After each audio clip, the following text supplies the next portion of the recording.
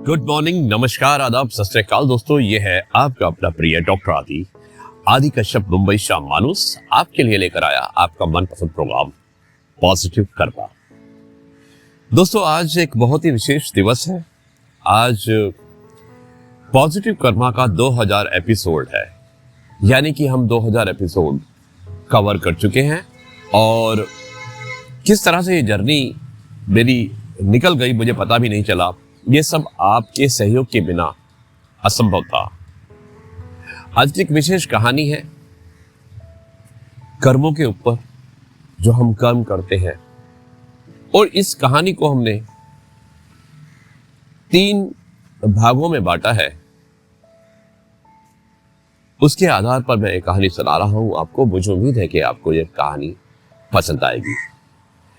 जायका मत, मिलते एक छोटे से ब्रेक के बाद और विश्लेषण करते हैं कि आपको ये कहानी कैसी लगी।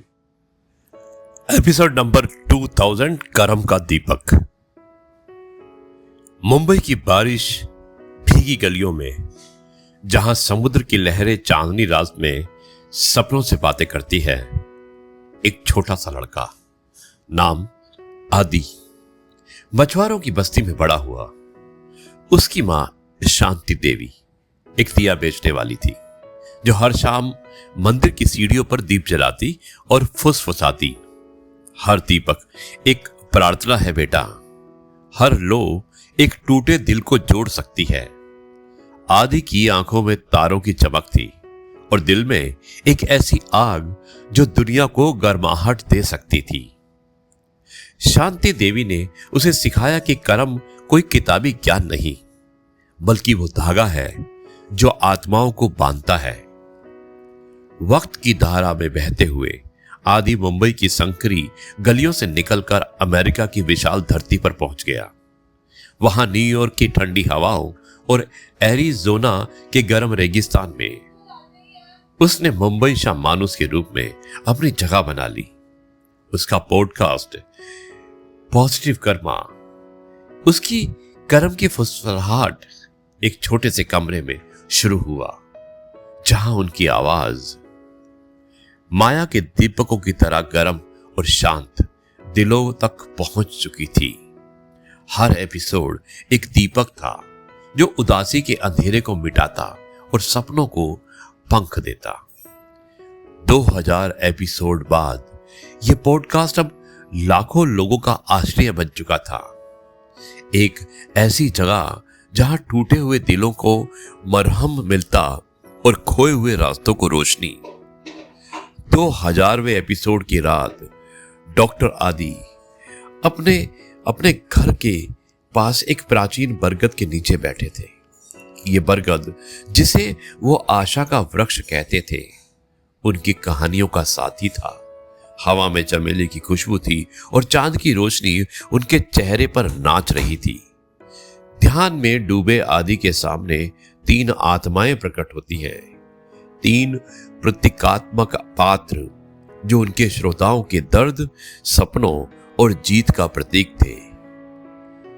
पहला था अंजलि, टिमटिमाता दीपक, एक युवा लड़की जिसके कंधों पर परिवार की जिम्मेदारियां थी। वो उन लाखों लोगों का प्रतीक थी जो अपने सपनों को भूल चुके थे। अंजलि की आंखों में आंसू थे जब उसने कहा, मेरे पास देने को कुछ नहीं सिवाय थकान के, क्या मेरा कर्म कुछ बदल सकता है? आदि ने उसका हाथ थामा और कहा, अंजलि, एक दीपक की लो छोटी होती है, पर वो रात को चुनौती देती है। किसी अनजान को एक मुस्कान दो और देख कैसे तुम्हारा दिल फिर से गाता है। उनकी आवाज में मां की गर्माहट थी और अंजलि की आंखों में एक नई चमक जगी। दूसरा पात्र था कावेरी, एक रुकी हुई नदी, एक अधेड़ उम्र की आत्मा जिसके दिल में पुरानी गलतियों का बोझ था। वो उन लोगों का प्रतीक थी जो क्षमा से डरते थे। कावेरी ने कांपती आंखों आवाज से कहा, मैंने अपने भाई से सालों से बात नहीं की, अब बहुत देर हो चुकी है। आदि ने उसकी ओर देखा। उनकी आंखें करुणा से भरी थी। नदी कभी थमती नहीं, कावेरी एक पत्थर उसे रोक सकता है, पर वो रास्ता बना लेती है। एक पत्र लिखो, एक कॉल करो, कर्म तुम्हें मुक्त करेगा। कावेरी ने सर झुकाया और उसका दिल हल्का हुआ, जैसे बारिश के बाद की हवा। तीसरा पात्र सागर, थका हुआ समुद्र, एक बुजुर्ग यात्री जिसके सपने समय की लहरों में डूब चुके थे। वो उन लोगों को प्रतीक था जो मानते थे कि उनका समय बीत गया। मेरे पास अब क्या बचा है? सागर ने निराशा से पूछा। आदि ने मुस्कुरा कर कहा कि सागर, तुम्हारी लहरें अभी भी गाती थी, अभी भी गीत गाती हैं। एक बच्चे को अपनी कहानी सुनाओ, एक पौधा लगाओ, तुम्हारा कर्म अनंत है। सागर की झुर्रियों में एक मुस्कान खिली, जैसे सुबह की पहली किरण। उस रात जब चांद आसमान में पूरी शोभा बिखेर रहा था, डॉक्टर आदि ने 2000वां एपिसोड शुरू किया। उनकी आवाज गंगा के किनारे जलते दीपक की तरह हर दिल को छू गई। उन्होंने एक कहानी सुनाई कि एक गांव में एक छोटा सा दीपक जलता था। वो सोचता था कि मैं इतना कमजोर हूं, मेरा क्या महत्व। लेकिन एक रात एक बच्चे ने उसकी रोशनी देखी और अपना दीपक जलाया। फिर एक और जल्द ही सारा गांव रोशनी से नहा उठा। उस रात अंधेरा हार गया। आदि ने अपने श्रोताओं से एक वादा मांगा कि आज रात एक सकारात्मक कर्म करो, किसी की मदद करो, एक कृतज्ञता कहो या एक पुराना गुस्सा छोड़ दो। जैसे ही उनकी आवाज दुनिया भर में गूंजी, संदेशों की बाढ़ आ गई। दिल्ली में एक बेटी ने अपनी मां को गले लगाया। सैन फ्रांसिस्को में एक शिक्षक ने अपने पुरानी दोस्त को माफी का पत्र लिखा और मुंबई में एक रिक्शे वाले ने एक गरीब बच्चे को मुफ्त सवारी दी। हर कर्म एक दीपक था और हर दीपक एक नई शुरुआत। सुबह होने पर बरगद के नीचे हवा में एक पवित्र शांति थी। अंजलि, कावेरी और सागर फिर से प्रकट हुए। अब उनके चेहरे पर आंसुओं के साथ मुस्कान थी। आदि ने आकाश की ओर देखा, जहां एक तारा इतना चमक रहा था मानो वो उनकी मां की आत्मा हो। ये कर्म का तारा है, उन्होंने कहा। उनकी आवाज कांप रही थी।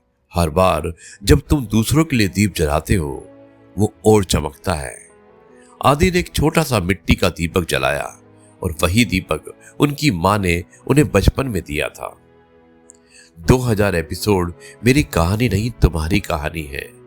तुम सब मेरे दीपक हो। तुम्हारे कर्म से ये दुनिया रोशन होगी।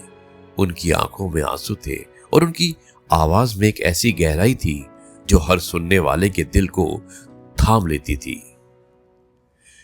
दोस्तों, ये थी कहानी और मुझे उम्मीद है कि आपको ये कहानी अवश्य पसंद आई होगी।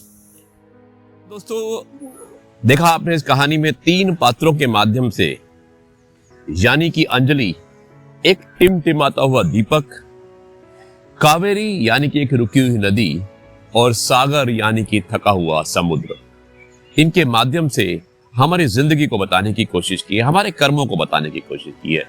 मुझे उम्मीद है कि आपको ये कर्मों का दीपक नाम की कहानी, जो हमारा स्पेशल एपिसोड था 2000, आपको पसंद आया होगा। अब मैं इस कार्यक्रम को यहीं पर समाप्त करता हूं और कल आपसे एक बार फिर से मुलाकात करूंगा कुछ नई बातों के साथ। तब तक के लिए आपसे कहता हूं जय गुरु जी, शुक्राना।